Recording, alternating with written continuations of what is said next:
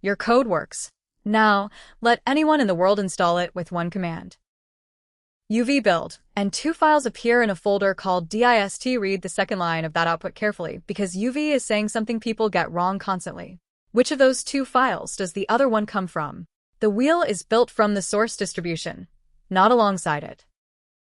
Welcome back, and welcome to the last chapter.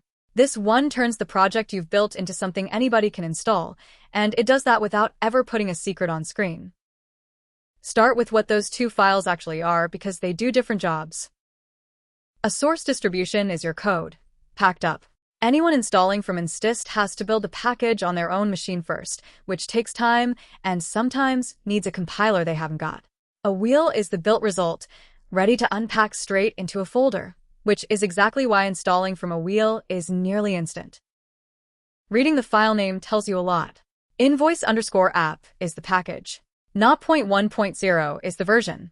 py3 means any Python 3. None means no C extensions. And any means any platform, which together say this will install absolutely anywhere. Before publishing anything, two things need checking. The first is easy to forget and embarrassing to get wrong. If your project points at a local folder or a Git branch while you're developing, that pointer must not travel into the published package, because nobody else has your folder. Building with no sources makes UV resolve exactly as a stranger would. The second is the version number, and UV manages that for you. UV version prints the current one. Bump takes it forward by major, minor, or patch. Dry run shows you the arrow without changing a single file, which is the safest way to check the bump does what you meant.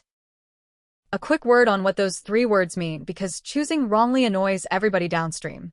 Patch is a fix that breaks nothing. Minor adds something new, while keeping everything that already worked working. Major means you broke something deliberately, and every person depending on your package now has to read the release notes. And now publishing, carefully, because this is the step involving credentials. UV publish uploads what's in dist. Authentication comes from an environment variable, and I want to be explicit here. You set that variable in your own shell, and it never appears in a command, in a file, or on anybody's screen. What you see here is the variable's name, never its contents. Practice on test PyPI first. It's a completely separate copy of the index, built for exactly this, and a mistake there costs nothing at all. Point publish at it with the index flag and you get the whole experience without touching the real thing.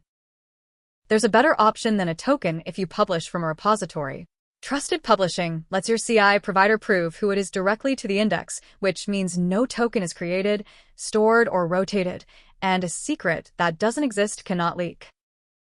Then verify, because publishing is not the same as working. Run your package from a completely clean environment, with no project around it at all.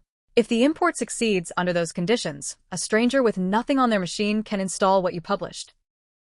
Two build flags are worth knowing before you need them. You can build only the wheel or only the sdist, which matters in a build pipeline where the two are produced by different jobs.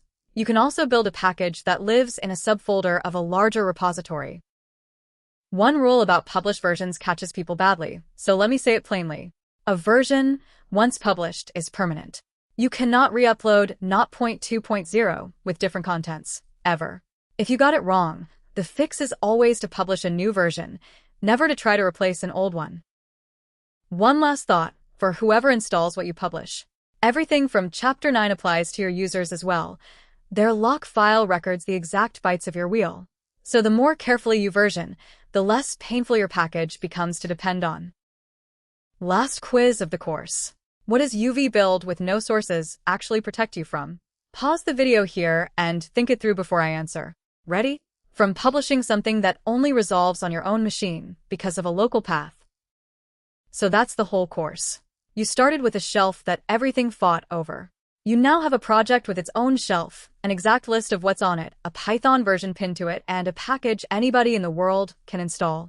13 chapters, and no ritual to remember. So, to recap, UV build writes a source distribution, and then builds the wheel out of it. Build with no sources before publishing, so a local path can't escape into the world. And keep every credential in an environment variable where nobody can read it over your shoulder. That's the course. Go and make something, and if it helped, the whole series is right here waiting for the next person who needs it.